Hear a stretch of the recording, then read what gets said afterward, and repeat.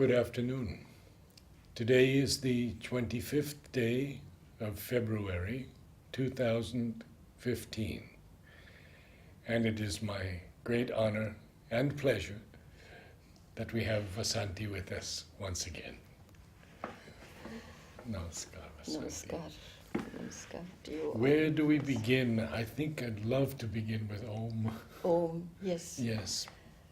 You see, many years ago, once we had to, some of the girls, it was to be a girls' chorus for one of the programs of the ashram. Maybe some performance there were on the first, but our chorus was to be there at a certain point in the program. And it was just the whole singing was only Om. But it was a melody. There were steps and all that. Oh. The melody was there. And then she said, we gathered around her. She said, you see. Mother came in. Mother was standing to tell us first, to prepare us for the singing. Mm-hmm. So we, of course, she spoke in French. And so then she said, you see, you have to say oh with a full rounded. She made her mouth like that, the lips formed a rounded thing, and oh, it has to be fully oh, clearly oh. And when you say oh, that has to be prolonged. It just has to be extended like that, that humming. Long. Oh, say, but then that was to be quite long. She insisted on that. That was important. That humming, that sound. So that was the way she wanted us to sing. It was a melody. It was for 2 or 3 different kinds of voices. In the Western way. Yeah. But so we sang that. It was not a long chorus, but she was very particular about that, the pronunciation of Om, the projection of that sound for a long time. So that's what struck me, that Om in Om, that shouldn't be shortened. Good. Yes. It should be, because there is a humming sound in the universe. And that is how the word Om was created in the first place. From there. And in some way it is there in all the religions. When they say Amen or something like that. And there actually that the word in Sanskrit for it is this Omkar is there, but that sound with the breath, that is called a Homkar, because it is The yogis, sometimes some of the yogis were very dynamic, produced that Homkar. Just a few days back, someone from Australia sent me a video recording of the sun, and they were able to capture the sun's sound and its Om. Yes. Yeah. You see that the sound, there is a sound there in the cosmos, in the creation itself, but it is close to this kind of a sound, and all the mystics and all the rishis and all the things have included that. Otherwise, the word had no meaning. Afterwards, they gave the meaning, like it is from 3 syllables. Stands for this, U stands for this, it becomes O, then yes. So this, the way she formed with her mouth, rounded O she did and showed us, and that's the way we had to make our mouth. And Sri Aurobindo has written mostly O-M. Yes. Because that is the way it is like not that. Aum. No, Om. it is written A-U because this double vowel is pronounced O. Okay. A-U-M stands also for Om. What is interesting for me is that, for me, this Om is like the seed sounds of our Guru's names. In all the tantric things, all the gods and goddesses have what is called the Bij Akshara. Akshara is one letter, because their names are composed of many letters. But when they make the mantra, they make it the Bij Akshara. Bij is a seed. Akshara is the vowel or the sound, the syllable. The seed sounds. Now, for instance, for a Devi, they say Om, Aim, Reem, Shreem. For different aspects of the Devi have got different of these things. Om, Reem, Aim, Shreem, and so different combinations are there. For Durga, for Kali, for Shiva and others. So these are the seed sounds which people in those days put into the mantras when the whole names could not be included in the mantra. Bijakshara, seed sounds. Now you said our gurus. Because Aurobindo, A-U-R-O-B-I-N-D-O, the first syllable, that A-U is just the first akshara. O.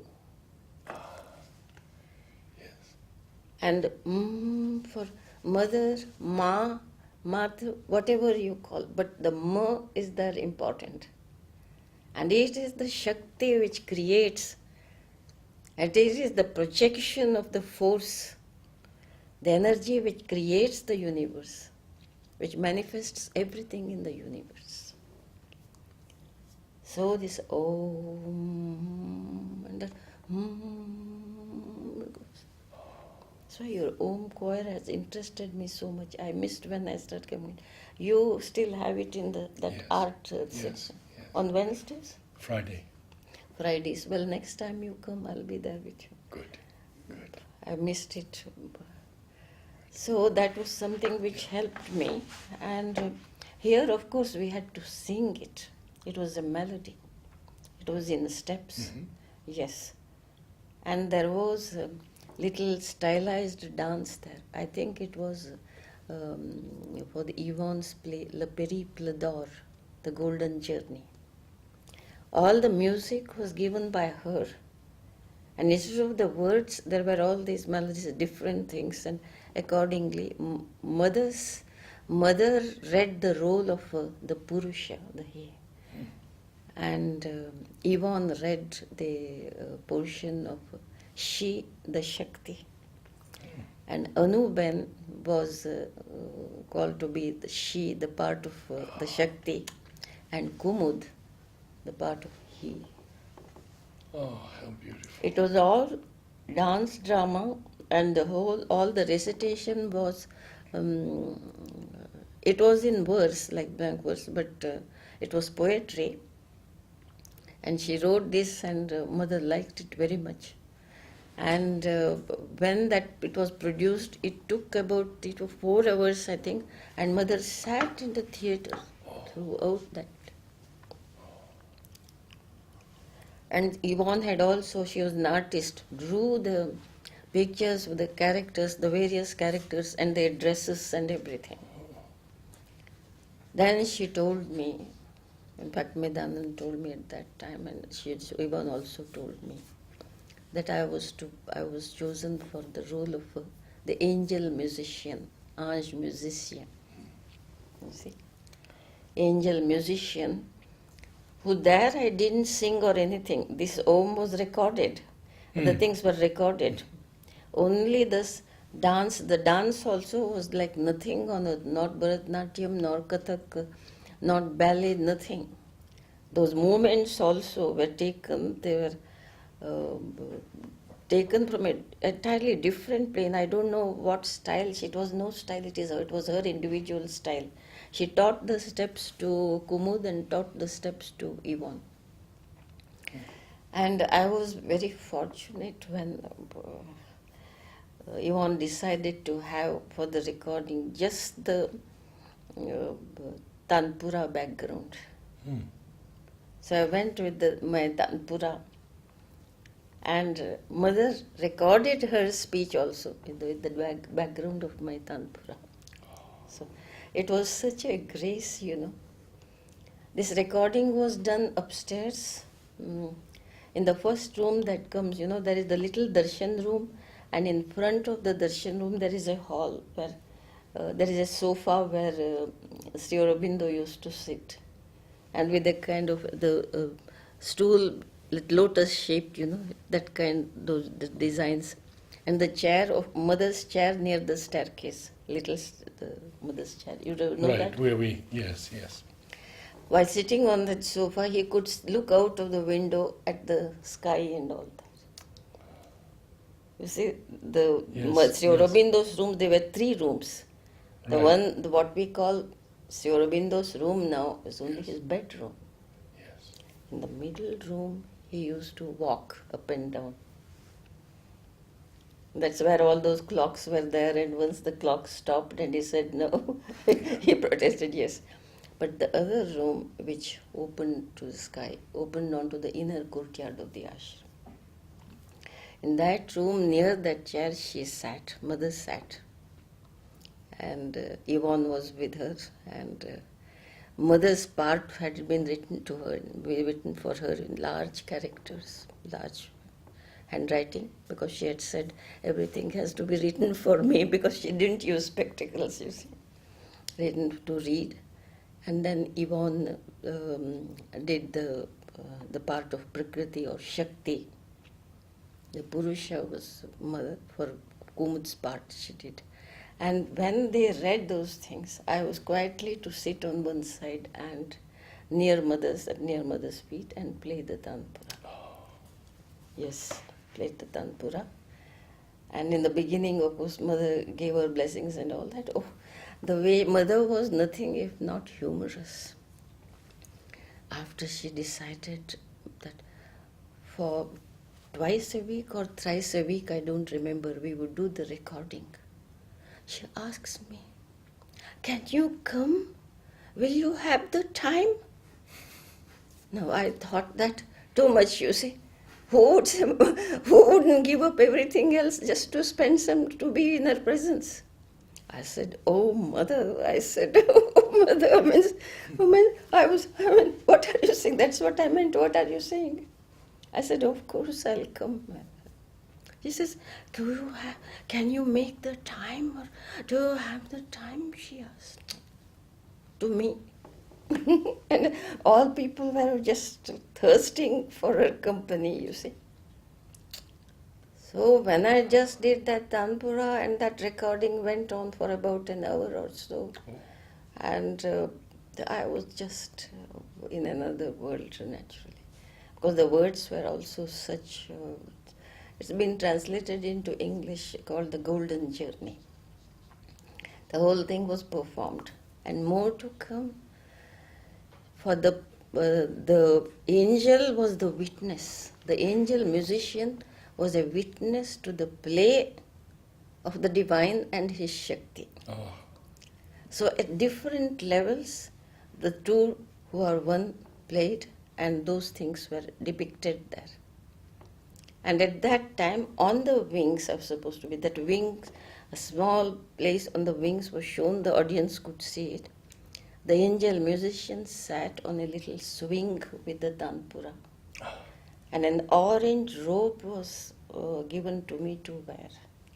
It was neither male nor female. The angel musician was sexless, you see. The angel was just angel. So when Yvonne asked, "Can we ask?" I am thinking again and again when I write this role, Vasanti's picture comes before my mind. So can we ask her? She said, mother said immediately, "It's absolutely the right choice."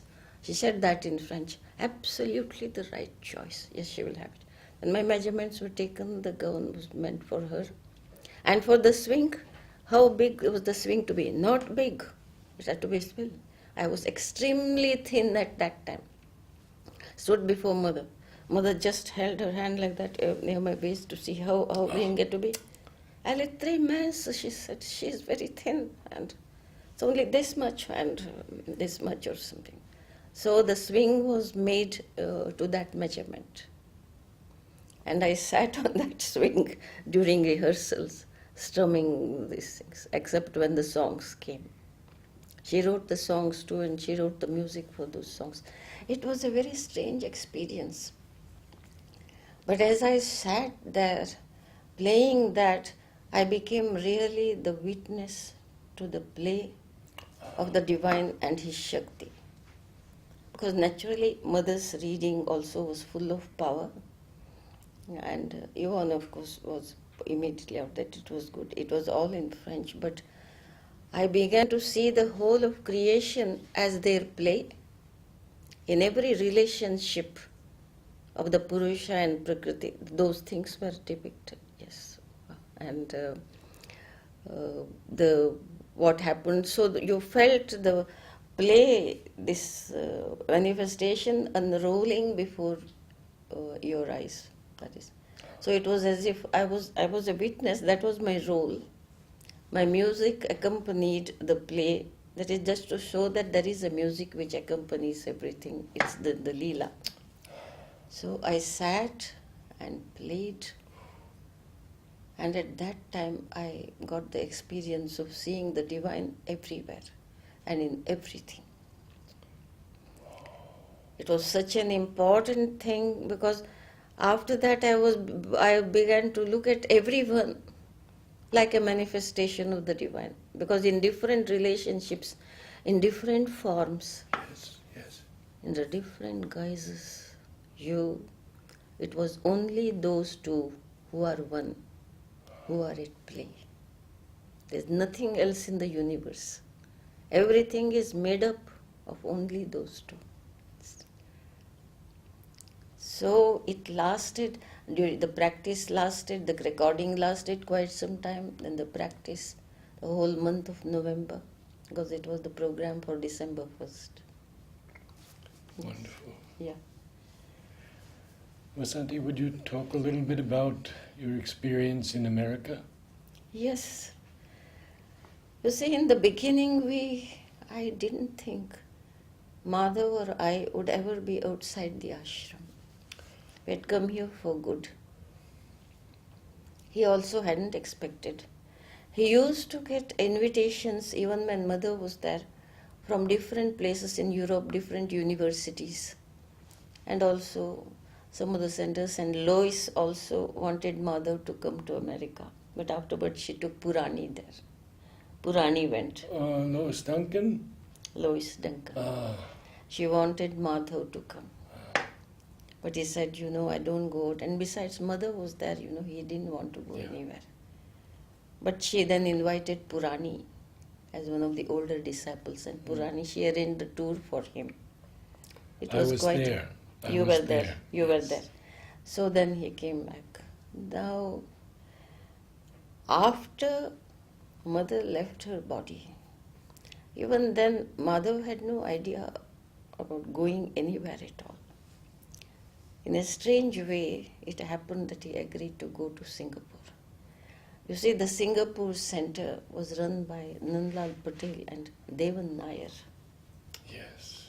Who was one of the top political leaders at that time, party leaders. He had not yet become the president, but he was close to becoming that. And when he was in jail, the British had put him in jail because Singapore wanted to be free. Then in jail, he read the Life Divine. And this strange combination came, a communist becoming a disciple of Sri Aurobindo. The communist principles were there for social and political reasons, but he had an experience and he became a disciple of Sri Aurobindo. So when Navajat wanted to establish a center there, Devan Nair, Nandlal Patel, and then there was a Chinese Shu. Chinese man had read Madhav's books and had great respect for him. So they all felt that Madhav should come to their center. and give it some, infuse some strength into it. And the letter they wrote was such. They wrote to him, "We know that you don't go out and you have refused all other invitations. But still, we beg you to reconsider. Because after the mother has left the body, the disciples outside badly need the presence of an older sadhak, to give them courage to go on. Everyone can't be at the ashram. So we feel that at least to Singapore, for a week at least, please come." So somehow, Madhav, though he had said no, somehow he said, all right. They also personally, some of them came here and tried to persuade him. Finally, for a week, he said, okay, that's all right. So they arranged for us to go for, say, about 10 days or so, because journey, this and that, visa and all. The strange thing was, we had no suitcases, we had nothing, because we never thought we would travel. Everything had to be got. Yeah. And then when we went there, Madhav given such a reception. And though in Singapore University it was communism that dominated, the lecture was arranged even at the university because of Devan Nair. They listened to him in pin drop silence. And some of the questions were allowed, and all those questions Madhav fielded in a way that they couldn't find fault with, so they couldn't protest. They just remained quiet because there was such a presence. And for them it was something new. And lots of journalists also came, and there were headlines in the newspapers, and a lot of publicity was given to that visit. Then Devan Nair said, a week is not enough. We have to arrange in so many other organizations have, they want to have you there. Having come, they want to have you at the Ramakrishna Mission. They want to have you at some other spiritual center and other socio-political institutes also. Because they felt that Sri Aurobindo had a message for everybody. He was not just the old type of, it was not the old type of spirituality.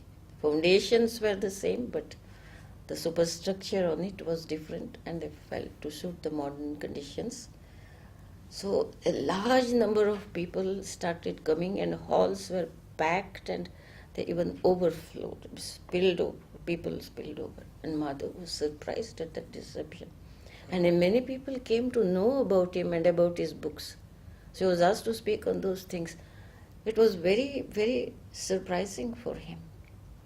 Then they said, this is not enough, We should extend it, so at least for a week more. Otherwise people will be disappointed. And there were meetings at their center also. So we were there for a fortnight.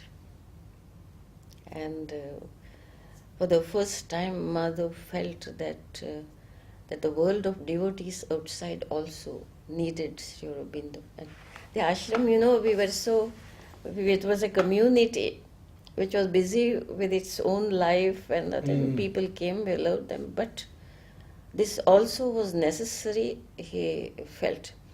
But he had no plans for further talks. But when I was in Singapore, it was a strange thing.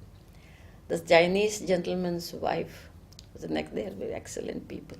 And Devan Nair's wife took me shopping. They bought, I was wearing only cotton saris because that was what I was used to in the ashram. But no. They bought me about 8 synthetic saris of such beautiful colors. Sky blue, another pink, and the golden, and all that, suitable to wear at the performance of spiritual music. But I don't need so many saris, I told them. They said, no, you will need them when you go to America. I said, but we have no plans to go to America, but we feel that you will be going to America. They were quite sure that we would be going to America. This is only the first step. And when we were going, Krishna Lal made a special painting. When we were leaving the ashram, special painting. He showed Madhav in his dhoti and all. In Singapore, he didn't have to change his dress because it is tropical. So same dhoti and kurta and shawl he could wear.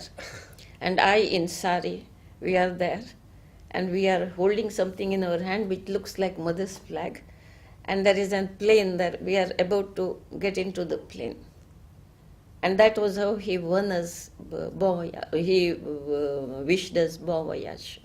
Do you still have the painting? That must be somewhere in that collection at Madhav, so there are thousands of pictures there. He did that and he gave. And it was very touching that a fellow ashramite like that, Yes. instead of being critical that someone was going out of the ashram, Yeah, yes. had felt that this was something that needed to be done. And this was his way of showing his approval. And that is how our tour started. And actually, those 8 saris were the only ones I took to America because I didn't have time to iron the saris or anything like that. But these saris could simply drip dry, you see. And even when it was cold, I could wear them because it was nylon. A very strange thing. And now when we came back from there, invitations started coming. We got the invitation from Sri Lanka. Immediately. They wrote to the Singapore Center and got all details and they said, now we must have him. Because Mr. Murugesu there was a great admirer of Madhav's books. We didn't know him personally, but they had heard of him. Wherever we went, people had heard of him earlier and were eager to see him. Whether it was Germany or France or Switzerland or Spain or anywhere. People had already heard of him. And because his books were such, they were simple to read, he made everything simpler. For instance, when he went to Calcutta, because now visitors, invitations from India also came. Madhav Navajat had opened both these centers, Singapore and Colombo centers. And Mr. Murugesu belonged to a very distinguished family. And he was totally devoted to Sri Aurobindo. He had his own experiences and all that. He came here. Then he invited Madhav to Sri Lanka, Colombo. That also was very near. Madhav thought it was very near, just in 45 minutes or 1 hour from Chennai, we would be in Colombo. So he said he wouldn't be away from the ashram for long. That was his consideration. We agreed to go there and then we went there. There again he got a tremendous reception and lot of media coverage and all that. He was again very shocked. It may have been a pleasant shock or whatever. And then very prestigious Ananda College. Ananda was the principal disciple of the Buddha, very close to Buddha. Because it's a Buddhist college. We didn't expect the Buddhists to call us. What year was this, Vasanti? It was 1976. I have one question before you continue. Did you sing? Yes, everywhere I was made to sing. Mr. Murugesu said, we have got a recording, we could sing. But we explained to him by letter before we went. Murugesu and others, he was a Tamil Sri Lankan. I have learnt a few compositions of Carnatic music by the great poets, saints like Tyagaraja and Muthuswami Dikshitar and others. Muthuswami Dikshitar's composition on the goddess was simply extraordinary in beautiful ragas. I just learnt them from the director of All India Radio here, who was from my native state and whose grandfather also had been a great composer. So he taught me just some selected things. But otherwise my base was Hindustani music. So Mr. Murugesh wrote, but the Sri Lanka, the Sinhalese people, They learn only Hindustani music. I'm sure they will love your presentations. Oh, So I agreed.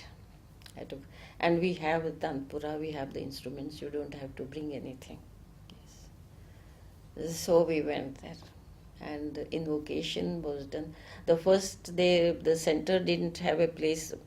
So this Murugesu had a large house, and one large hall which was separate, he had turned into the center, which had been opened by Navajat earlier.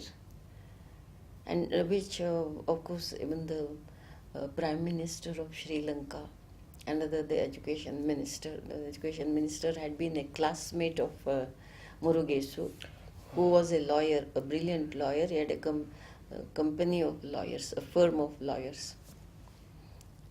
He was from the upper classes, you see, Murugesu. So he had friends all from those upper classes. They all attended the functions, and Nisanka, who was the education minister, was specially interested, and he was he liked very much my presentation of the verses, the Pali verses of Dhammapada on Buddhism, which I just prepared within 2 or 3 days, because it is like Sanskrit, and so it was not difficult for me. They were very surprised that I pronounced Pali, but they felt it was a separate language. They didn't think they had to learn anything from India, but I could see that everything was from India. But at that time, the anti-Indian feeling had started developing. They were looking ascensitors, so they were still afterwards the Sinhalese began to come.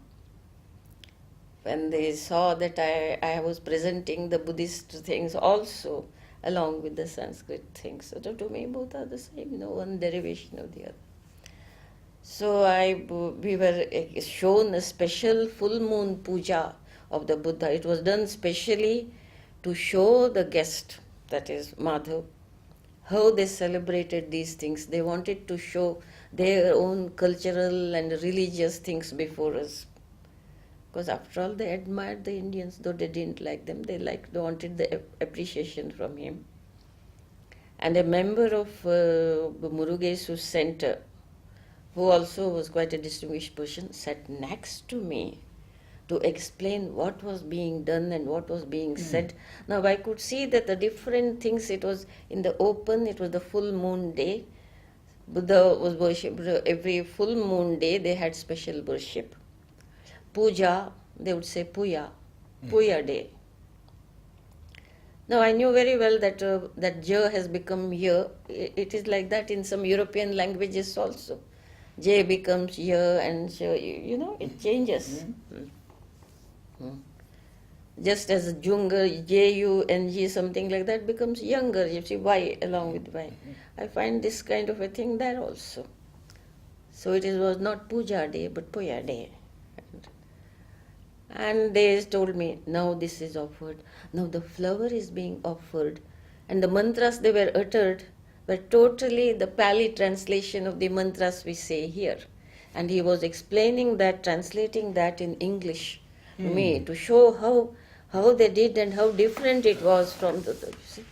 Of course, I politely nodded and said, because every word I could understand what they did, But it was a beautiful ceremony, we liked it, and it's all right. Then we were invited to Kandy. That is the place which is where there is supposed to be the temple of the tooth, the Buddha's tooth.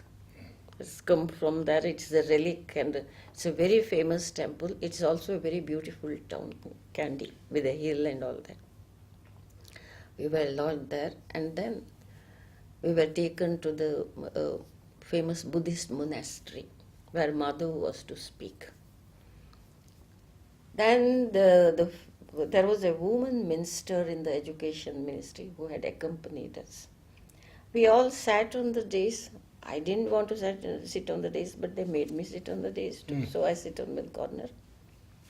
And the meeting was about to begin. The lady minister turns to me and said, please sing an invocation. No, we had traveled, I don't know, 100 or 200 miles, I don't know, it was quite a distance. All the while I was testing, and my throat was dry, and I was not a robust person, and suddenly nothing, just stand on the stage and sing. Would any musician do that? I don't know, but I had to do things which here, I sang with Shobhadi's chorus, there were instruments accompanying me, our own people putting the mic in front of me, the kind of, they were used to my voice, and I was all surrounded by my own people, ashram family. But I said to myself, no, I'm not going to be nervous. If I can't say, Madhav had told me, where the person who accompanies me has to meet the situation like that and has to perform, yes. Just as he was sometimes asked to say a few words and immediately he could speak, but then he had been speaking for many years. I was singing only within this small community, at the ashram theatre. And suddenly I was exposed to the wide, wide world. But I didn't say anything. Now I understood why. All the way during the drive, I had the Dhammapada in my hands. And there is the invocation to the Buddha. Om Namo Bhagavate. Asa Bhagavato in Pali, but this Bhagavate comes there. Samma Sambuddhassa. That is Buddhism. And salutation to him, and then the couplets of the meter of the Gita, and where the main principles of Buddhist philosophy are told. What does the Tathagata say? Those couplets were there, and I was again and again and again reading those. About 10 verses from that, again and again reading during the journey. And I read them, and then they impressed me so much. And so when they asked me to sing, only those verses came to my mind. Oh. I couldn't sing in Hindi, I couldn't sing in Bengali, they wouldn't have understood. Before me, in a very large hall, were all ochre-clad monks, Buddhist bhikkhus, watching me with grim faces. Someone, my friend, the one who was explained to me, told, you see, the monks, they don't salute the others salute them. As we were passing them in the corridor before going to the hall and taking our places on the dais, Madhav, whenever some monk looked at him, he had saluted, because that is how we greet, and especially sannyasins, the ochre-clad people, we are supposed to salute. And they would just look and pass, and it may have embarrassed that lady minister, but she explained, the monks don't salute anyone. And she must have felt embarrassed that the chief guest's salutation went unacknowledged. Of course, seeing them, I didn't salute them, I just passed behind these people. But I saw that they didn't like our coming. They thought their own religion was the best, and they didn't want these Indians to come and show their superior knowledge. What can they give us?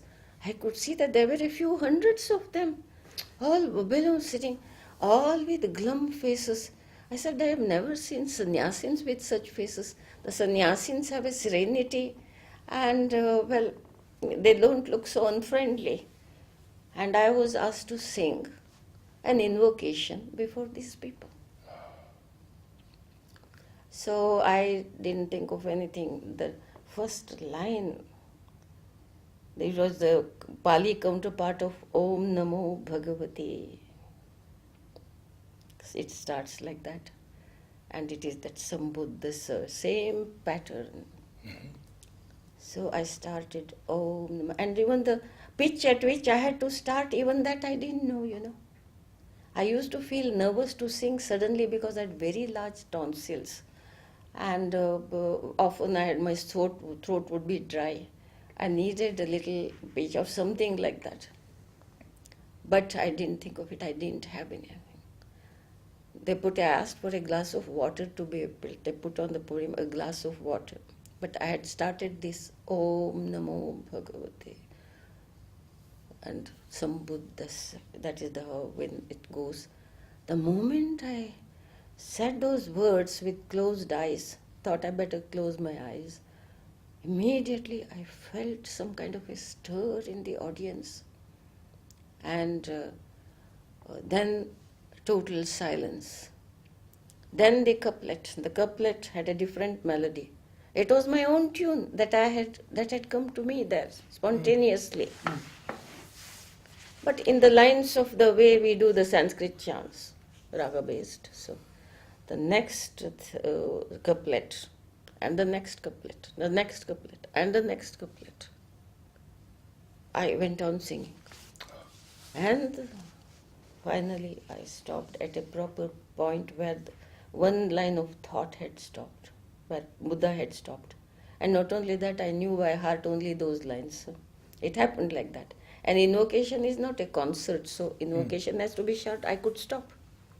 I stopped and then opened my eyes. My God, all those glum faces were smiling. Some were grinning, in fact. They were all smiling. The whole hall was smiling. Mr. Murugesu was very happy. He didn't know whether I would be heckled or what would happen. And nobody had expected that I would sing to the Buddha and explain the verses of the counterpart of Bhagavad Gita, Buddha's philosophy, the way he describes it in couplets, the same kind of couplets as the couplets of the Gita. All of them were smiling, all of them, hundreds of them. Oh dear. So I said, my God, so much is that. Then we got up. It was some small speech was given by Madhav. He also understood that there was not much that he could say, only some general things of philosophy he said, and then we were taken to another part of the monastery where they had to show us many things, library things. And on the way, the inner courtyard, it was vast because it was a big monastery. Inside there was a vast inner courtyard, as to lawn and pathways and all that. And as we passed, everywhere those people were looking at me and folding their hands. And here had that education minister had said that monks did not salute anyone else. Laymen had to salute. And everywhere, grinning and saluting. Everywhere they were holding their hands and grinning. What do you think? Murugesu told me afterwards, it was your day. You saved the day that day. Let's take a break for just 1 minute. Yes. And we'll continue. I don't know whether this is interesting or